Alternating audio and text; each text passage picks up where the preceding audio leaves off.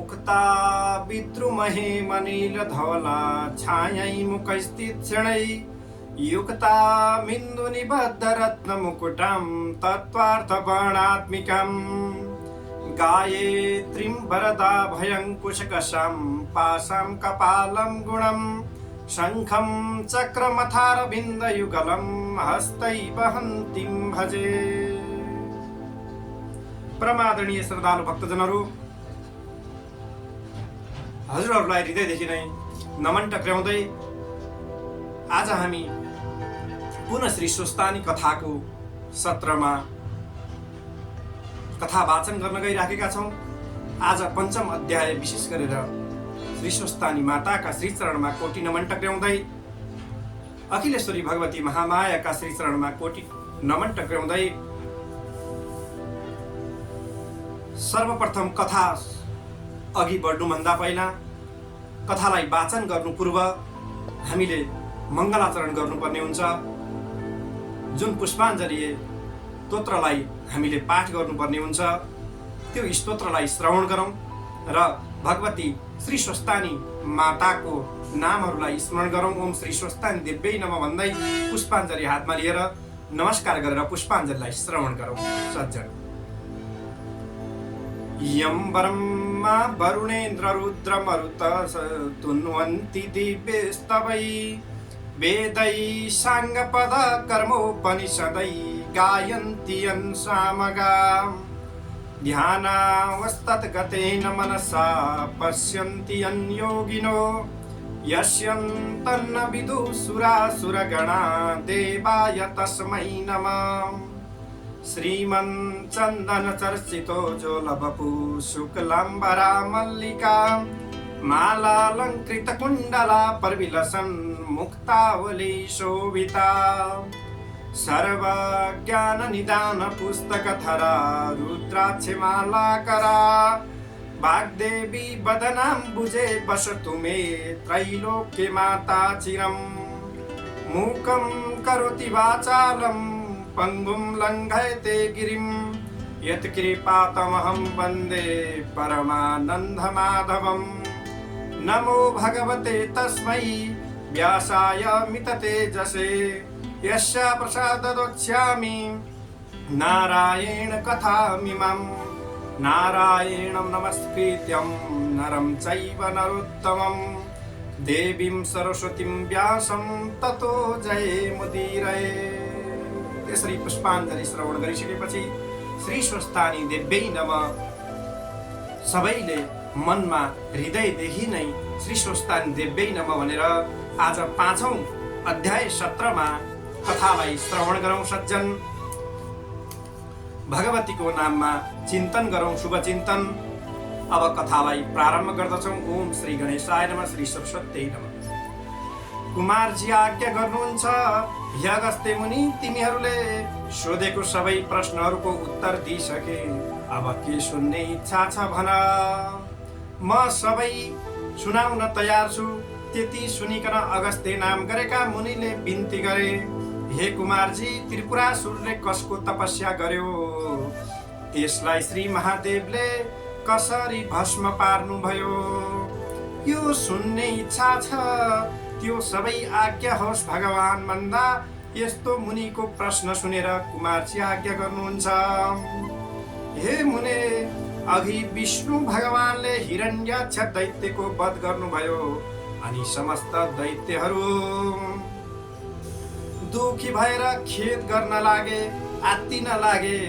तब मया नाम गरेको दैत्यले मनमा विचार गर्यो, जस्तो कामदेव नहुँदा रति भइन् त्यस्तो त्यो दानव राजमय पनि भयो। अनि बलवान तारकाक्षे र विद्युत पर्व नामका आफ्ना मित्रहरू समेत लिकन मैले कठोर तपस्या गर्न लाग्यो। ती तीनैजना दैत्यहरू यसरी तपस्या गर्दथे कि जसरी ठुला ठुला तपस्वीहरूले आफ्नो ध्यान चिन्तनलाई अघि बढाउँदै सिद्धतालाई प्राप्त गरेका थिए। जस्तो कि माघ पुषको जाडोमा हिमालयमा गई तपस्या गर्दथे, वैशाख जेठको घाममा पञ्चाग्नि तापिकन गर्मी प्रदेशमा तपस्या गर्दथे। यस्तै प्रकारले तपस्या गर्दा गर्दा 10,000 दिव्य वर्षहरू बिते। तिनका देहमा केवल हाड छाला मात्र बाँकी रह्यो। फेरि ती ठुलो सुखबाट पनि वञ्चित भए, तैपनि तिनीहरू सूर्य जस्तै तेजिला र राम्रा थिए। यति मात्र नभइकन तिनको तपस्याले भगवान स्वयं ब्रह्माजी प्रसन्न भएर ती तीनै जनाको सामुन्नेमा पुगिकन नम्र स्वरले आज्ञा गर्नुभयो, हे दैत्यहरूमा श्रेष्ठ भएका वीर हो, तिमीहरूको तपस्याले म प्रसन्न भए। जे इच्छा वरदान माग्नु छ सो वरदान माग। यसरी वरदान मागिसकेपछि ब्रह्माजीको त्यस्ता प्रिय वचनहरू सुनेर साष्टाङ्ग दण्डवत गरिकन केवल घुँडाले मात्र भूमिमा स्पर्श गरिकन हात जोडेर बिन्ती गरे, हे प्रभु, हजुर प्रसन्न भइबक्सिन्छ भने हामीलाई अवध्यत्व अर्थात् कहिल्यै नमर्ने व्रत दिनुहोस् भगवान, जस कारणद्वारा बल पराक्रम पनि ठुलो होस्। फेरि विमान समान जो हामी 3 पुरहरू बनाउने छौँ, त्यसमा मनुष्यको गति नहोस्। हामी ठुला बलवान अर्थात् हुन सकौँ विश्व सामुमा। यही वरदान दिनुहोस्। ती दैत्यहरूले त्यस्तो किसिमको वर मागेको सुनिकन ब्रह्माजी आज्ञा गर्नुहुन्छ, हे दैत्य हो, त्यस्तो अवध्य वरदान दिन म असमर्थ छु। मृत्युको अवकाश राखेर अर्को कुनै प्रकारको वर माग, म दिन्छु तिमीहरूलाई। यसमा अन्यथा नमान, दुःख पनि नमान भन्नुहुन्छ भगवानले। ब्रह्माजीको त्यस्तो आज्ञा सुनेर मैले फेरि बिन्ती गर्यो, हे प्रभु, अघि मैले भने जति सबै कुरा होस्, मृत्युलाई ती मैले बनाएका कुरहरू एकै स्थानमा रहने छैनन्। जब 10,000 वर्षहरू पुग्लान् तब ती पुरको केवल आधा निमेषसम्म मात्र मेल होस् र त्यही आधा निमेषभित्र जो एक बाणले ती तीनै पुरहरूलाई नष्ट गर्न सकोस्, त्यही पुरुष हामीलाई मार्न सकोस् भगवान भनेर बिन्ती चढाइसकेपछिबाट मयका यस्ता वचन सुनेर भगवान ब्रह्माजीले तथास्तु भनिकन ब्रह्माजी आफ्नो लोकतर्फ जानुभयो। तब त्यो मय नाम गरेको दानवले संसार नै नाश गर्ने इच्छा लिएर आदि कल्पमा 3 पुरको रचना गर्दो भयो। ती 3 पुरमा पहिलो फलामको र दोस्रो चाँदीको र तेस्रो सुनको बनायो। ती 3 पुरहरू आकाशमा सुमेरु पर्वतका श्रृंग टाकुरा हुन् कि जस्तो देखिन लागे भगवान। ती पुरहरू चन्द्रमाको किरण लाग्नाले अति शीतल भएका स्थान स्थानमा आँखी झ्यालहरू बनेका घरका अट्टालिकाहरू पनि अर्थात् अलि अग्ला आँगनहरूमा पनि राम्रा राम्रा देख्दै मनलाई मोह पार्ने शिलाहरूले छोपेका स्थान स्थानमा सुनले मढेका उत्तम पुरहरूद्वारा अर्थात् पुरहरूमा रङ्ग बिरङ्गका रत्नहरू जडेका मुगा कुन प्रकारका रत्नहरू थिए भनेपछि भगवान जुन मुगा नाम गरेको रत्न, मोती नाम गरेको रत्न, मणिहरू स्थान स्थानमा जडाएका, जसरी बिजुली चम्किँदाखेरि आकाश यो सारा विश्व ब्रह्माण्ड नै प्रकाशमान रहँदछन्, यस्तो प्रकारले ती पुरहरू रहन लागे र देखिन थाले भगवान। रत्नहरूको चारैतिर प्रकाश फैलिए जस्तो बनायो। फेरि चित्र विचित्र प्रकाश फैलाउने गरिकन हीरा मोती माणिक्यहरू जडिएर वायुको बेग लाग्नाले फरफराएका पताकाहरूले शोभायमान भएका घरहरूका पङ्क्तिहरू पनि रत्न समूहका थुप्रा नै हुन् कि भन्ने भान पार्न थाल्यो। फराकिला मार्गहरू पनि सिँगारिएका अत्यन्त राम्रा पुर तयार गरायो। घर महलहरू पनि अनेक रङले मनै हरण गर्लान् जस्तो देखिन थाले भगवान। यसरी अगाडि बढ्दै जाँदाखेरि यसरी अनेक प्रकारका रत्नहरूले शोभायमान सुशोभित ध्वजा पताकाहरूले सिँगारेर ती विमान जस्ता 3 पुरलाई शोभायुक्त बनायो। अनेक रत्नहरू जडेका गमलाहरूमा रङ्ग बिरङ्गीका जात जातका उत्तम प्रकारका सबै ऋतुहरूमा फुल्ने फुल र त्यस्तै ६ ऋतुहरूमा फल्ने फलहरूका वृक्षहरू लगायो। तलाउहरूमा पनि अनेक प्रकारका कमलिनी कुमुदिनीका पुष्पले सुशोभित शोभायमान भएर तयार गरायो। यस्ता प्रकारले त्रिपुरवासीहरूको शोभाले युक्त महल तयार भयो। फेरि मयूर, डाँफे आदि उत्तम पन्छीगणहरू युक्त र पुरुषहरूका नङ लाग्नाले जसका पयोधरका गोलाकार घेरामा अर्धचन्द्राकार घाउ लागेका कलश जस्तै उत्तुङ्ग अर्थात् ठडिएका कुच भएका मदिराले राता राता आँखा भइरहेका लाजले मुसुक हास्य गर्ने खाले लोलिएका नेत्र भएका यस्ता अनिन्द सुन्दरीहरूले व्याप्त भएको त्यो त्रिपुर परैबाट पनि अत्यन्त रमणीय देखिन थाले, अर्थात् देखिन लाग्यो। भगवान जुन ताराकाक्ष नामको आफ्नो मित्रलाई त्यो फलामको जुन महल बनाएको थियो, त्यो फलामको महल ताराकाक्ष नामको आफ्नो मित्रलाई सुम्पिदो भयो। अर्को चाँदीको जुन सुन्दरपुर थियो, त्यो विद्युत पर्वलाई दियो। जुन सुवर्णले बनेको सबैभन्दा उत्तम श्रेष्ठ थियो, त्यो मैले आफूले लियो।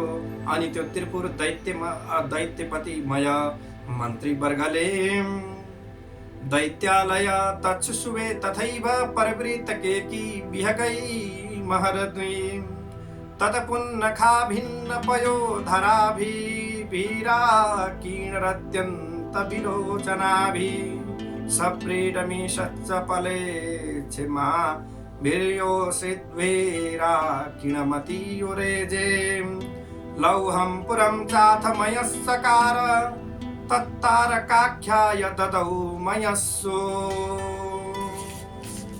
यसरी यस्तो प्रकारले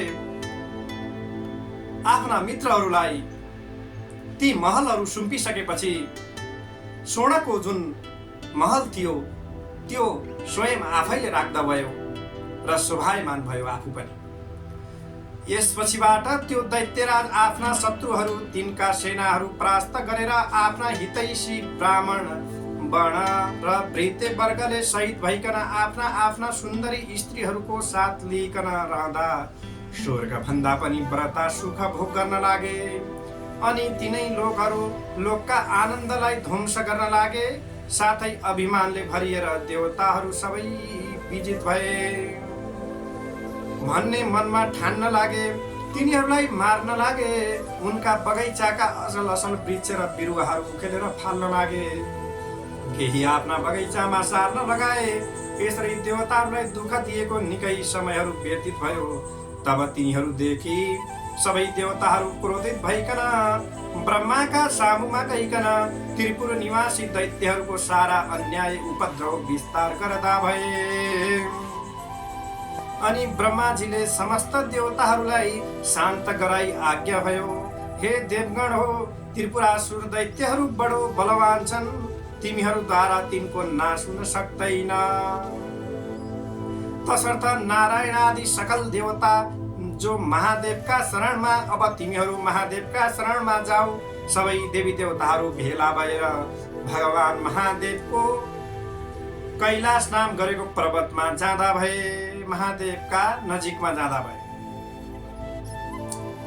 अब के हुन्छ त त्यसपछि भन्दाखेरि उनैले हाम्रो उद्धार गरिदिन्छन्। उनले हाम्रा शत्रु ती दैत्यहरूको अवश्य नाश गर्नेछन्। ब्रह्माजीको यस्तो हित वचन सुनेर स्वीकार गरिकन ब्रह्मा, विष्णु, इन्द्र, यम, चन्द्र, कुबेर, वायु समेत सबै देवता ब्रह्मालाई अघि लगाइकन कैलाश नाम गरेको पर्वतमा पुगे। त्यहाँ महादेवको दर्शन पाइकन हात जोडेर स्तुति गर्न लागे। हे पिनाकधारी भगवान, हे चन्द्रमौले, हे शशिशेखर, हे त्रिलोकेश, हे अमित पराक्रमी, कसैले पनि जित्न नसक्ने यस्ता महादेव, हजुरलाई कोटि कोटि नमस्कार छ। हे चन्द्रशेखर, हे त्रिलोक देव, हे चन्द्रमौली, हे जटाजुटधारी नीलकण्ठ भगवान, हजुरलाई कोटि कोटि दिव्य नमस्कार छ। संसारलाई शरण लिने भएका नन्दीलाई वर दिने देवताहरूका पनि देवता, यस्ता हजुरलाई कोटि कोटि नमस्कार। थोरै सेवाले पनि प्रसन्न भएर वर दिने भएका यज्ञका मालिक हजुर नै भई बक्सिन्छ भगवान। जसरी हिमालयमा निवास गर्ने भगवानलाई मेरो कोटि कोटि नमस्कार। योगीहरूले सदैव ध्यान गरिने, जगतको वैभवलाई तुच्छ ठान्ने, धर्ममा दृढ रहने, दिशा रूपी वस्त्र धारण गर्ने दिगम्बर स्वरूप भगवान भोले बाबा। भक्तहरूलाई वर दिने ब्रह्माण्डका धाता विधाता यस्ता हजुरलाई मेरो कोटि कोटि नमस्कार। सूर्य, चन्द्र, इन्द्र, वायु आदि देवताहरूको सृष्टि र पालन गर्ने हुनुभएका यस्ता हजुरलाई मेरो कोटि कोटि नमस्कार। सूक्ष्म भन्दा पनि अति सूक्ष्म काल स्वरूप नित्य स्वरूप धारण गर्ने यस्ता हजुरलाई कोटि कोटि नमस्कार। जो पर भन्दा पनि पर ब्रह्मा स्वरूप शङ्करलाई कोटि कोटि नमस्कार। सारा ब्रह्माण्ड धारण गर्ने, सूर्य, चन्द्र, वायु, अग्नि र जल एवं आकाशको रचना गर्ने यस्ता मालिक स्वरूप हजुरलाई कोटि कोटि नमस्कार। हे सौम्य, हे पुरुषोत्तम, हे बपुष्मान त्रैलोक्यको सृष्टि स्थिति संहार गर्ने यस्ता हजुरलाई कोटि कोटि नमस्कार। पुखाको दाँत भाँच्ने, दक्षको यज्ञ नाश गर्ने र कामदेवहरूलाई भस्म पार्ने यस्ता हजुरलाई कोटि कोटि नमस्कार। सुरासुरका उत्पन्न कर्ता, यज्ञका हर्ता धर्ता हे शिखण्डिन, हे नीलकण्ठ हजुरलाई कोटि कोटि नमस्कार। निरन्तर सुधा स्वरूप पार्वतीका भरता, गणेश कुमारका पिता हुनुभएका हजुरलाई कोटि कोटि नमस्कार। सदा मोक्ष रूप वरदान दिने हे विश्वेश्वर, हे परमात्मन, हे वरदाता हजुरलाई कोटि कोटि नमस्कार। हे योगेश्वर, हे चण्डीश्वर, रुद्र भगवान, हे सर्व, हे शम्भो, हे भीम, हे ईश्वर हजुरलाई कोटि कोटि नमस्कार छ। हामीदेखि प्रसन्न हुनुहोस्। यस्ता देवताहरूले कातर भएर स्तुति गरेको सुनिकन तिनका मनको भाव जानिकन आज्ञा गर्नुभयो महादेवले। हे देवताहरू, जे इच्छा छ सो वर माग, मैले नदिने संसारमा केही वस्तु छैन, म इच्छा पूर्ण गर्न तयार छु। जे इच्छा छ निशङ्क भएर माग। त्यस्तो महादेवको आज्ञा सुनि प्रसन्न भएका देवताले विनम्र स्वरमा बिन्ती गरे। हे प्रभु, ब्रह्माको वरले उन्मत्त भएका यम आदि दानवहरूले हाम्रा उर्वशी मेनका आदि अप्सराहरूलाई बलजपत लुटेर लगे। नन्दन नाम गरेको जुन वन थियो, त्यहाँ भएका असल असल बोट बिरुवाहरू पनि कतिले उखेलेर नासे, कति आफ्ना घरमा ओसारे देवताहरूको नाश गर भन्दै हामीलाई अनेक तरहले कष्टहरू दिइरहे। अमरावती नाम गरेको जुन स्वर्गको राजधानी थियो, त्यहाँबाट पनि हामी निकालिन पुग्यौं। हे भगवान, ती दैत्यहरूको संहार गर्न ब्रह्मा विष्णु पनि समर्थ छैनन्। हे ईश्वर, अब जसरी हामी देवताहरूको भलो हुन्छ सोही प्रदान बक्सियोस् भगवान। त्यति सुनिकन भगवान साम्ब सदा शिवजीले फेरि भन्नुभयो, हे देवता हो, तिमीहरू मेरो रुद्र तेजको एक अंश धारण गरिकन रुद्र तेजोमय रूपले ती दानवहरूको संहार गर। शिवजीको त्यस्तो वचन सुनिकन देवताहरूले फेरि बिन्ती गरे, हे भगवान, हामी हजुरका तेजतके तेजको 1000 अंशको एक अंश पनि धारण गर्न समर्थ छैनौं। रुद्र तेज धारण गर्ने कुरा त परै रहोस् भगवान, हेर्ने शक्तिसम्म पनि हामीमा छैन। हे प्रभु, हामी उपर प्रसन्न भएर त्यो अजय त्रिपुरासुरलाई स्वयं संहार गरी बक्सनुहोस्। जसले ब्रह्माजीको वरदान अनुसार दिव्य 10,000 वर्ष बितेपछि आधा निमेष त्रिपुरको मिलन हुनेछ। उही आधा निमेष भित्रमै त्यो त्रिपुरलाई जसले एकै बाणले भस्म पार्ला, उसैद्वारा ती दैत्यहरूको संहार होला, अन्यथा तिनको मृत्यु हुने छैन भगवान। हे शशिशेखर, हे परब्रह्म भगवान, हामीदेखि प्रसन्न भइकन त्यो दुष्ट पापिष्ट त्रिपुरासुरको नाश गरी बक्सियोस्। यसरी देवताहरूको त्यस्तो प्रार्थना सुनि भगवान साम्ब सदा शिवजीले फेरि आज्ञा भयो, हे देवता हो, त्यस्तो अभेद्य त्रिपुर छ भने तिमीहरूको हितका निम्ति म एउटै बाणले ती तीनै पुरलाई भस्म पारिदिनेछु। त्यस्ता अजय दानवहरूका साथमा युद्ध गर्दा मेरो शक्ति थाम्न सक्ने हिमालय समान मेरो निम्ति एउटा रथ तयार पार, अनि म युद्धमा जानेछु। महादेवको यस्तो हितकारी आज्ञा सुनिकन प्रसन्न भएका देवताहरूले प्रणाम गरेर हवस् प्रभु भनिकन तत्काल विश्वकर्मालाई डाकी महादेवको निमित्त समस्त देवता रूपी अवयव भएको सुवर्णमय रथ तयार पारे। त्यस रथका दुवै पाङ्ग्राहरू सूर्य चन्द्र भए। दक्षिण पाङ्ग्रामा 12 सूर्यहरू भूषण बनाइयो। माया चक्रमा 27 नक्षत्रहरूलाई ल्याएर जडियो र 16 कलश भूषण गराइयो। षड ऋतु रथका दायाँ र बायाँ राखिए। आकाशको गजुर बनाइयो र पाङ्ग्रा अड्याउनको लागि दण्ड मन्द्राचलको बनाइयो। अयन र संवत्सर रथका बेग भए। 4 समुद्र रथका कुण्डलिकार भए। गङ्गादि समस्त तीर्थहरू राम्रा राम्रा वस्त्र आभूषण पहिरिकन स्त्री रूप धारण गरेर हातमा चमर्लिकन रथमा उभिरहिन्। सारथी स्वयं ब्रह्माजी बने। ब्रह्म अर्थात् ब्रह्म स्वरूप ओमकारको कोर्रा बनाए र विन्ध्याचलको छत्र निरूपण गरे। मन्द्राचलको पार्श्व दण्ड बनाइयो। सरस्वती घण्ट भइन्। श्री नारायण अग्नि बाणको टुप्पो भए भगवान। 4 वेद 4 घोडा भए, अर्थात् ताराहरू घोडाका गहना भए। हे अगस्त्य मुनि, यसरी समस्त वस्तुहरू त्यस रथका अवयवहरू भए। यसरी जब धनु बाण सहित रथ तयार भयो तब पृथ्वी र आकाश कम्पित पार्दै भगवान जगतको मालिक साम्ब सदा शिवजी त्यस रथमा आरूढ हुनुभयो। त्यस रथका अघि पछि भगवान साम्ब सदा शिवजीका गणहरू शङ्कु कर्ण चण्डेश्वर गणेश नन्दी आदि प्रथम गणहरू शूलपट्टिस आदि अनेक शस्त्र अस्त्रहरू लिएर शङ्ख भेरी मृदङ्ग आदि बाजाहरू बजाउँदै महादेव माथि अनेक थरीका पुष्पको वर्षा गराउँदा भए। त्यस बेलाको रुद्र तेज सहन गर्न नसकिकन समस्त देवता मोहमा प्राप्त भए।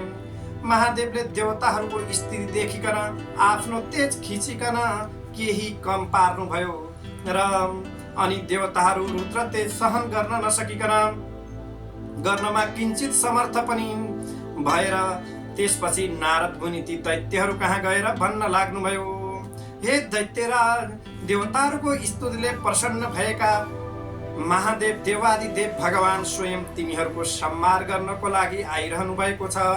अब तिमीहरूको जो इच्छा छ सो वरमा अर्थात् जो इच्छाहरू तिमीहरूका शेष छन् ती इच्छाहरू परिपूर्ण गर, नभए तिमीहरूको अविलम्ब नाश हुनेछ। भगवानको शरणमा जाऊ भन्दा नारदजीका यस्ता वचन सुनिकन दैत्यराज भयले आफ्ना मित्र तारकाख्य विद्युतमाली र अन्य योद्धाहरूलाई डाकी नारद मुनिले आज्ञा भएको सबै कुरा विस्तारले सुनायो। अनि दानवहरूमा उत्तम बलवान भएका तारकाख्यले भन्यो, हे राजन, किन चिन्ता गर्नुहुन्छ? देवताहरू यथार्थ रूपमा बद्ध छन्। यो त्रिपुर भेदन गर्ने कसको पराक्रम वा शक्ति छ र? यदि समस्त देवता यक्ष गन्धर्व किन्नर आए पनि यो त्रिपुर अभेद्य नै रहनेछ। फेरि शत्रुहरूलाई जित्न साम दाम दण्ड भेद आदि अनेक किसिमका नीति छन्। अत जित्ने इच्छा भएका बलवान शत्रुहरूलाई आफ्नो पराक्रमद्वारा दण्ड दिनु नै उचित छ। वीर तारकाख्यको यस्ता कुराहरू सुनि विद्युतमाली भन्न लाग्यो, हे राजन, श्रीहीन र बलहीन देवता कुनै प्रकारले पनि हामीसित युद्धमा अगाडि आउन सक्दैनन्। यदि कोही मूर्खता गरेर हामीसित युद्ध गर्न अघि सर्छ भने त्यो अवश्य क्षयमा प्राप्ति हुनेछ, यसमा शङ्का छैन। हे राजन, यसमा चिन्तित हुनुपर्ने केही कुरा छैन। एकमत भएर युद्ध गरौँ अनि समस्त देवताहरूलाई जितेर इन्द्रको पद पनि भोग गर्नुहोस्। फेरि अघिका हिरण्यक्ष र हिरण्यकशिपुको पद पाइकन 14 भुवनको अकण्टक राज्य भोग्नुहोस्। विद्युतमालीका त्यस्ता कुराहरू सुनेर मया नाम गरेको दानव शान्त स्वरमा भन्दछन्, हे दैत्य हो, सुन्यौ अब हाम्रो नाशको बखत आइपुग्यो। यति भनेर देह कम्पित पार्दै र शिर हल्लाउँदै फेरि भन्न लाग्यो, जो शत्रुहरू आफू भन्दा बलियो वा निर्बल छ भने त्योसित साम दाम दण्ड भेद आदि नीतिको प्रयोग गर्न सकिन्छ। तर यी त सम्पूर्ण जगतका स्वामी भगवान भोले बाबा श्री महादेव हुन्। उनी दानव र देवता भन्दा धेरै बढ्ता श्रेष्ठ छन्। यदि देवताको हितका लागि उनी स्वयं हामीलाई मार्न आइरहेका छन् भने यसको त कुनै पनि उपाय छैन। केवल महादेवको नगिचमा गइकन उनलाई नमस्कार गरौँ भन्ने मेरो यो अन्तिम निर्णय हो। यदि हामी उद्दण्ड झैं कठोरता धारण गरेर उनका सामु युद्ध गर्न गयौं भने केवल उनको दृष्टिपात हेराइले मात्र भस्म हुनेछौं। ब्रह्मादि देवता पनि दुखी भएर जसका शरणमा जान्छन्, आज उनै ईश्वर हाम्रो नाश गर्न आइरहेका छन् भने हाम्रो के गति होला भन्न सकिन्न। जो क्षण मात्रमा सम्पूर्ण सृष्टि पालन र नाश गर्न सक्दछन्, फेरि जो जगतका कारण र मुक्तिदाता पनि हुन्, ती महादेवसित युद्ध गरेर हामी कसरी जित्ने आशा गर्न सक्दछौँ। हे वीर हो, हाम्रो विधिहीन तपले के हुन सक्दछ? फेरि त्यसको फल हामीहरूले धेरै वर्षसम्म भोग गरिसक्यौं। अत म भन्दछु, हे दानव वीर हो, तिमीहरू सबै कालले प्रेरित छौ, कालले कुतकुत्याएका छौ, त्यसै कारण युद्ध गर्न तम्सिरहेका छौ। महेको त्यस्तो कुरा सुनिकन नारद नाम गरेका मुनि उन्मत्त दैत्यहरूको मृत्यु रूप यो कुरा भन्न लागे, हे दानवराज, अब तिमीहरूको तपस्या सकियो। यदि सङ्ग्राममा पछि हटेर नपुंसक झैं देवताहरूको शरणमा जानुभन्दा त सङ्ग्राममा लडिकन वीर गति पाउनु नै उत्तम ठान्दछु। यदि भगवान शिवजीका हातबाट मर्न पायो भने उनका परमथ गणको अधिपति पनि हुन सक्दछौ। सङ्ग्राम नगरेर शरण पर्न गयौ भने पनि देवताहरूको हितका लागि तिमीहरूलाई नमारी भगवानले छाड्ने नै छैनन्। फेरि दानवहरूका राजा वीर पराक्रमी भएर पनि कायरतातिर लाग्नु उचित छैन। कायरतादेखि भगवान शिवजी प्रसन्न हुँदैनन्, बरु युद्धमा पराक्रम देखाउने वीरदेखि प्रसन्न हुनेछन्। अत किन नलड्ने? अवश्य लड। यदि संयोगले जित्यौ भने तिनै लोकको सुख भोग गरौला। यस्ता नारद मुनिका अमृतमय वाणीहरू श्रवण गरिसकेपछिबाट तारकाख्य र विद्युतमाली दानवहरू आयुष्य क्षीण भइसकेका हुनाले भन्न लागे, ठीक हो, उत्तम हो, नारदजीले आज्ञा भएको उचित हो। दानवराज मैले पनि आफ्नो सहयोगीहरूको कुरा सुनिकन अब समस्त दानव वंशको संहार हुने समय भयो भन्ने जानी नारदजीले आज्ञा भएको उचित हो भनिकन समर्थ गरे। अनि मयको वचन सुनेर नारदजी पनि प्रसन्न हुनुभयो र समस्त दैत्यहरूलाई युद्ध गर्नको लागि उद्यम पारिकन मयसित अर्थात् विदा मागिकन महादेव कहाँ गएर उहाँ भएको सबै वृत्तान्त सबै निवेदन गरे। त्यसपछि समस्त दानवहरू युद्धको इच्छा गरिकन अनेक तरहका शस्त्र अस्त्रहरूले सज्जित भइकन लड्न तयार भए। बलनामा, नेमिनामा, बाणसुर, तारकाख्य, विद्युतमाली आदि प्रधान दानवहरू पनि युद्धको निश्चय गरिकन राजा मयको सामुन्नेमा आइकन अनेक प्रकारले सिमनाद गर्दै गर्जन थाले। फेरि ती दानवहरूको सैन्य स्वयं दानवहरूलाई नै भयदायक देखिन लागे। परस्पर ऊ रथ आयो, उता हेर, ऊ महादेवका रथको ध्वजा देखियो भन्न लागे। भएर शोक त्यागिकन नाना तरहका शस्त्र अस्त्रहरू लिए युद्धको इच्छाले जसरी पशु आगोको नगिच गए झैं कालले प्रेरित दैत्य गणहरू भगवान शिवजीको रथ कहिले आइपुग्छ, युद्ध गर्न पाइन्छ भनिकन हेरिरहे। त्यसै बखतमा पश्चिम सागरको शिरो भागमा रहेको अनेक सौन्दर्यले शोभा बढाइरहेका ध्वजा पताका आदिले सज्जित एवं सुशोभित सुमेरु नाम गरेको पर्वत समान त्रिपुर देखियो। नन्दीश्वर आदि महादेवका प्रधान गणहरू उच्च स्वरले सिमनाद गर्न लागे। तिनको सिमनाद सुनेर दानव गणहरू पनि नगर छाडिकन बाहिर निस्के। यता चण्डेश्वर पनि उज्जवल कुठार हातमा लिएर डरलाग्दो मुख पारी शिवगणको सामुन्ने आए। फेरि दे दिव्यमान त्रिशूल हातमा लिकन भगवान शिवकै समान पराक्रम गर्ने इच्छा भएका गणहरूका अधिपति पार्श्व भागमा आए। अर्को गणहरूका स्वामी शङ्कुकर्ण मुसल हातमा लिएर अर्को पार्श्वमा डटे। नन्दी, भृङ्गी, चतुष्ठी योगिनी, ऋटी, तुण्डी र वीरभद्र आदि प्रधान वीरहरू पनि वज्र, त्रिशूल, गदा, परिग्रह आदि लिएर युद्धमा अग्रसर भए। यता दानवगण पनि शिवजीको रथ आएको देखेर युद्धका निमित्त अनेक शस्त्रास्त्रहरू लिएर शिवगण माथि जाइ लागे। अनि दुवै तर्फबाट युद्ध सुरु भयो। शिवजी पनि त्रिपुरलाई भस्म हुन लागे झैं देखेर प्रसन्न मुद्राले संग्राममा तत्पर हुनुभयो। नन्दी महाबली दानवसित जुझे। भृङ्गीले 10 बाणद्वारा विद्युत प्रवाहलाई भेदन गरे, तर राता राता नेत्र पारेर अनेक शिलाले ठोक्दा पनि उसलाई केही हानि गर्न सकेनन्। तब श्रृङ्गी र ऋटीले त्यस दैत्यका पृष्ठदेशमा प्रहार गरे अनि उसले पनि सर्प झैं निश्वास फेर्दै ठुलो शूलले भृङ्गी र ऋटीलाई मर्ममा प्रहार गर्यो। त्यसको पीडा खप्न नसकिकन भृङ्गी र ऋटी संग्रामबाट भागे। त्यस दानवराजले जब तिनीहरूलाई त्यसरी भगाएथ्यो तब भगवान प्रथम पूज्य गणनायक गणेशलाई पनि 1000 सरको प्रहारले घायल तुल्यायो। फेरि 63 र 10 बाण थपेर गणेशको सर्वाङ्गमा घाउ गरायो। बैरीको त्यस्तो अदम्य साहस देखेर गणेशजी पनि रिसाइकन सुँड लामो पारेर त्यस दानवको घाँटीमा बेरिकन बेसरी निमोटी जसरी मत्ता हात्तीले तलाउमा फुलेको कमलको पुष्पलाई सहजै उखेलेर फाले झैं गरिकन विद्युत पर्वत दानवको शिर उखेलेर फालिदिए। अनि गिँडबाट छुट्टिएको उसको शिर सरोवरबाट छुट्टिकन हात्तीका दाँतमा अड्केको कमलको पुष्प झैं सुशोभित भयो। त्यो देखेर भृङ्गी र ऋटीले अनेक स्तुति गान गरे। अनि नेमी नाम र बलनाममा दुवै दानव रिसाइकन गणनायक गणेशका सर्वाङ्गमा बाण हानेर घाउ नै घाउ पारिदिए। ती दानवलाई शङ्कुकर्णले बिचैमा रोकेर तिनका रथ, सारथी, ध्वजा र घोडा सबै काटी मारिकन विरथी गराए। ती दुवै दानव पनि तत्काल अर्को रथमा चढेर आई चण्डेश्वर र गणनायकका सबै अङ्गमा अनेक बाणले प्रहार गरिकन घाउ पारिदिए। त्यसपछिबाट गणनायक र चण्डेश्वरले पनि दानवहरूका प्रहार खपेर रिसले राता राता आँखा पारिकन हातमा मुसल्ली बेगले हाने।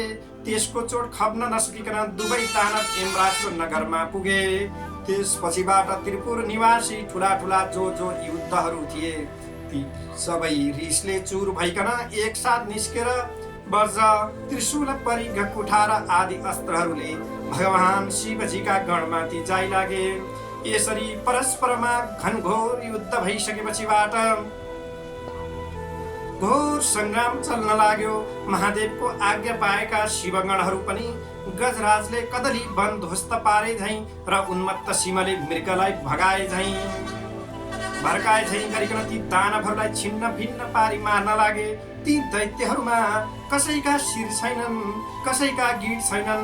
त्यस युद्धमा रगतको नदी बगे झैं र वज्रको चोटले धुलो भएका पर्वतका शिखर जस्तै लड्दै पश्चिम समुद्रमा गिर्दै गए।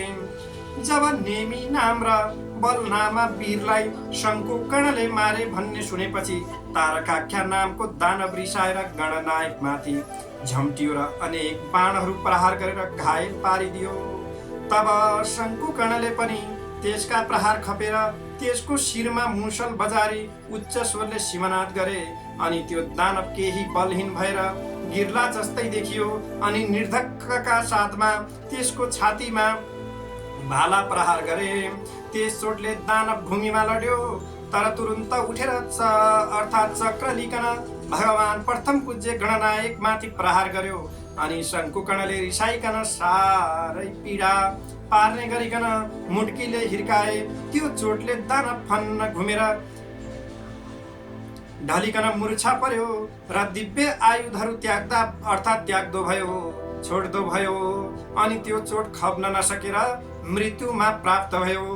त्यसरी उसलाई घिरेको देखेर उठाई राजा मयको भवनमा लगेर सारा स्थिति सुनाउँदै अनेक किसिमले विलाप गर्न लागे। विलाप गरेको देखिसकेपछिबाट त्यसरी रोई विलाप गर्न लागेका दानवहरूलाई मैले राम्ररी बुझाइ भने, हे दानव हो, मेरो घरमा अमृतको कुण्ड छ, त्यसमा चोभी मरेका जति सबै दानवहरूलाई बचाऊ। त्यति सुनेपछि जो आज्ञा भनी प्रसन्न मनले मरेको तारकासुरलाई अमृतमा चोभेर बचाए। मरिसकेको वीरलाई पनि जीवन प्रदान गर्ने अर्थात् गरे भन्ने खुसीले राजा मयलाई सबैले बारम्बार प्रणाम गरे। प्रणाम गरिसकेपछिबाट त्यसै गरिकन मरेका अरू दानवहरूलाई पनि जीवित पारे। अनि त्यो तारकाख्य पहिले भन्दा पनि दोब्बर साहस र शक्ति साथमा सङ्ग्राममा आयो। ब्रह्माजीले त्यसलाई देख्नासाथ आफ्नो दाहिने हातको औँलाले सङ्केत गरेर श्री महादेवलाई विनयपूर्वक भन्न लाग्नुभयो, हे ईश्वर, त्यो दानव अघि नै मरिसकेको थियो, तर अहिले फेरि बाँचेर लडाईँमा आयो। मयको घरमा अमृतको कुण्ड छ, त्यसले मरेका समस्त दानवहरूलाई बचाउँदछ। अत हे शिव, त्यसका घरमा रहेको जुन अमृत रहेसम्म मरेका दानवहरू पनि पुनः जीवित नै रहनेछन्।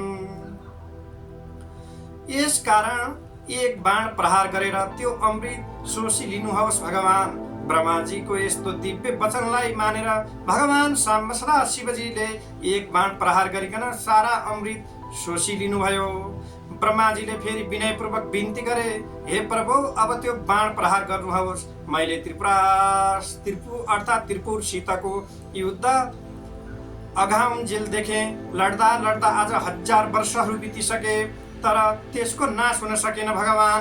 अब त्यो बाण शीघ्र नै छाड्नुहोस् अनि बैरीको नाश होला। ठिक उसै बेला ती 3 पुरहरू आधा निपेसम्म जोडिनेछन् र फेरि छुट्टिनेछन्। ती पुरहरू एकपल्ट जोडिएपछि छुट्टिए अर्थात् जोडिसकेपछिबाट पुनः छुट्टिएपछि जति बाण प्रहार गरे पनि सफलता प्राप्ति हुने छैन। हे प्रभु, मेरो प्रार्थना स्वीकार गरी बक्सनुहोस् भने तत्काल बाण प्रहार गरेर यस त्रिपुरलाई नाश गर्नुहोस्। ब्रह्माजीको त्यस्तो विनययुक्त कुराहरू सुनेर भगवान महादेवले ठीक हो, अमृतमय कुरा भन्नुभयो, असल कुराहरू हजुरले भन्नुभयो। हे ब्रह्माजी भनिकन त्यो अग्नि, सोम, वायु, उग्र बाण धनुमा राखिकन धनुलाई तल माथि झुकाइकन दिव्य 10,000 वर्ष पुग्न साथ आधा निवेश आँखा झिम्म गरेर उघारे जति समयको लागि त्रिपुर जोडियो। तब भगवान महादेवले आफ्नो योग बलले निश्चय गरिकन अर्थात् गर्नुभयो र अनि जसको टुप्पामा अग्नि सोम स्थित थिए त्यस नारायण रूपी बाण शिवले प्रहार गर्नुभयो। त्यो बाण छुट्टा साथ त्रिपुरका भव्य महलहरूमा आगो लागेर चारैतिर डढ्न थाल्यो। धिक धिक कष्ट कष्ट भन्ने शब्दहरू सुनिन लाग्यो। महादेवले तत्काल नन्दीलाई भन्नुभयो, त्यो मय नाम गरेको दानव मेरो प्रिय भक्त छ। हे नन्दी, त्यसलाई अग्निले नडराउन्। श्री महादेवको त्यस्तो आज्ञा पाउना साथ वायु रूप भइकन बाण भन्दा पनि बेगले गई मयको घरमा नन्दीले देखे।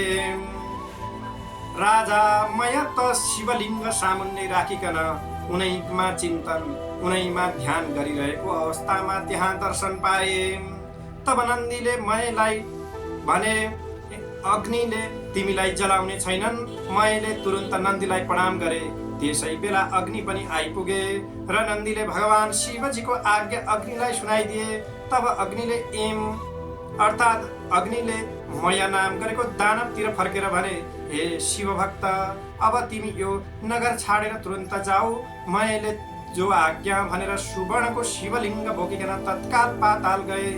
यता नन्दीले फर्केर गई सम्पूर्ण कुराहरू भगवान शिवजीलाई बिन्ती चढाए। अब त्रिपुर भस्म हुन लाग्यो। त्यसका वेदी महलहरू, उद्यानहरू धमाधम भत्किएर नासिन थाले। अनेक दानवहरू र तिनका परिवारहरू कराएको मात्र सुनिन लाग्यो। वस्त्र खुस्केका अनेक सुन्दरी स्त्रीहरू घरबाट बाहिर निस्किकन रोए। कराएको चरको स्वरहरू सुनिन लाग्यो। अग्ला अग्ला महल र विमानहरूमा रहेका कठोर र उच्च स्तन भएका, मदले विरल नेत्र भएका आफ्ना पतिका अत्यन्त प्रिय नारीहरू अग्निबाणले डराई घर घरैमा यताउता दगुर्न र कराउन थाले। जस्तै पर्वतमा भूमिकम्प हुँदा त्यहाँका किन्नरहरू भयले व्याकुल हुन्छन्, त्यस्तै आफ्ना पतिलाई भयले आकुल भइकन अङ्कमाल गर्न थाले। कोही डराइकन भाग्न लागे। कतिपय दानव गणहरू आफ्ना स्त्रीहरूलाई बोकेर नगर छाडिकन बेगले भाग्न लागे। शिवजीको भक्तिले हीन र वस्त्राभूषणले पनि हीन पर्वताकार देख्दैमा डरलाग्दा काला दानवहरू डढेर सागरमा खस्न लागे। जति दानवहरू समुद्रमा खसेथे ती सबैलाई जलका अनेक जन्तुहरूले खान थाले।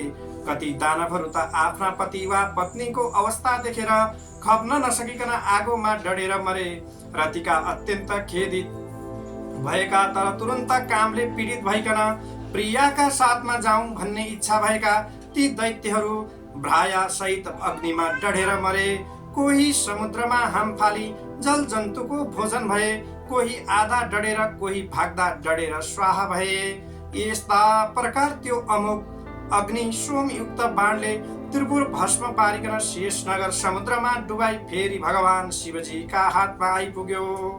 त्यस्ता प्रकारले अभेद्य त्रिपुर भस्म भएपछिबाट देवताहरू आफ्ना अधिकार पाई भगवान शिवजीलाई प्रणाम गरेर स्तुति गर्न लागे। हे रुद्र भगवान, आज हजुरद्वारा जुन रौद्र कर्म हुन गयो त्यो अत्यन्त कसैबाट पनि न कहिले भएको थियो न फेरि हुनेछ।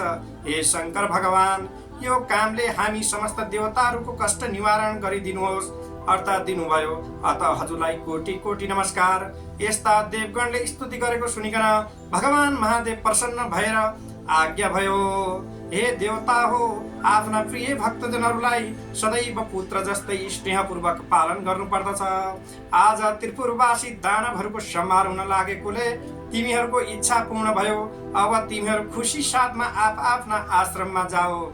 यति श्री महादेवले यस्तो आज्ञा भएको सुनि महादेवलाई दण्डवत प्रणाम गरिकन आफ्ना लोकमा जाँदा भए। देवताहरू गएपछि नन्दी, भृङ्गी, भूत प्रेत, पिशाच, डाकिनी, साकिनी सहित भएर भगवान शिवजी कैलाश नाम गरेको पुरीमा पाल्नुभयो।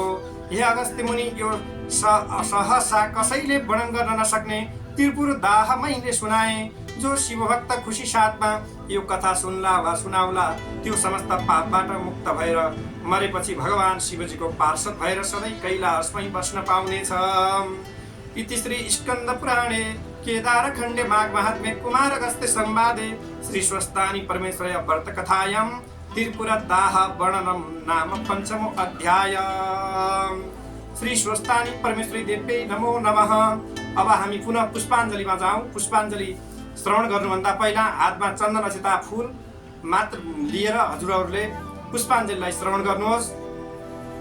उपनयतु मङ्गलम् ओ सकल जगन् मङ्गलालय श्रीमान् दिनकर किरण निबोधित नवनलिन तलनि बेचेन कृष्ण काले वृषतु प्रजन्य पृथिवी शशालिनी देशोऽयं क्षोभरहितो ब्राह्मणा सन्तु निर्भया अपुत्रा पुत्रिणा सन्तु पुत्रिणा सन्तु पौत्रिणा निर्धना सदना सन्तु जीवन्तु शरदां शतम् तत्रैव गङ्गा यमुना च तत्र गोदावरी सिन्धु सरस्वती च तीर्थानि सर्वाणि वसन्ति तत्र यत्र च्युतदार कथा प्रसंग या कुन्देन्दु तुषारहार धवला या शुभ्रवस्त्राविता या वीणा वरदण्ड मण्डितकरा या श्वेत पद्मासना या ब्रह्माच्युत शङ्कर प्रभृतिभिः देवैः सदा वन्दिता श्यामं पातु सरस्वती भगवती निःशेषजाड्यापहा कायेन वाचा मनसेन्द्रियैवा बुद्ध्यात्मना त्वा प्रकृति स्वभावात् करोमि यद्यत् सकलं परस्मै नारायणेति समर्पयेत्। ओम श्री स्वस्तानि देव्यै नमो नमः। श्री स्वस्तानि देव्यार्पणमस्तु। श्री स्वस्तानि देव्यार्पणमस्तु। मन कर्म वचनले कुनै भुल चुक त्रुटि भएको छ भने हे श्री स्वस्तानी माता हामीलाई क्षमा गरिदिनु होला। जय गरिदिनु होला, मङ्गल गरिदिनु होला भन्दै हजुरहरूको मङ्गलताको कामना गर्दै श्री स्वस्तानी माताले कल्याण गरून्, मङ्गल गरून् भन्दै पुनः हामी नयाँ कथाको सत्रमा उपस्थित हुनेछौँ। श्री राधे श्री राधे।